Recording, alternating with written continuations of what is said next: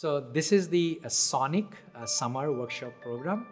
These students are underrepresented students from all over the country, and the goal is to bring them all together for this week-long workshop while getting them excited about this robotics and assistive technology. I definitely felt that it was interesting because I've never done anything like this. I've never been in the midst of so many people with a similar interest. For me, my main objective here is getting a little bit more experience in research, how things kind of operate within computer science, and honestly kind of get a little bit of a glimpse into what robotics research really is like.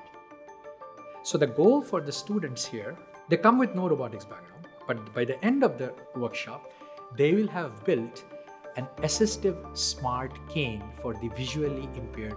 They will actually have a demonstration where they will be blindfolded, and the students will have a smart cane which will sense the environment using different sensors that are there, and then automatically come up with what path the person should take to avoid the obstacles while going from start to the goal.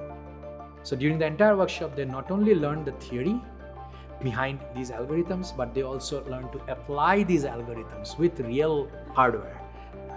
They make it really easy throughout the whole program for people to get to know each other, be comfortable with each other. So I know I'm comfortable and I can do what I want to do. I feel like a lot of us coming out of COVID have lost stamina.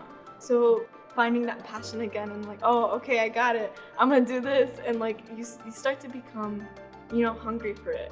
So it's just really cool. I mean, ultimately it's just a 5-day workshop, but they get a taste of how all of these things come together to build a robot. So that hopefully this will spark some interest in them to actually pursue higher studies or graduate school in this area and be excited about it.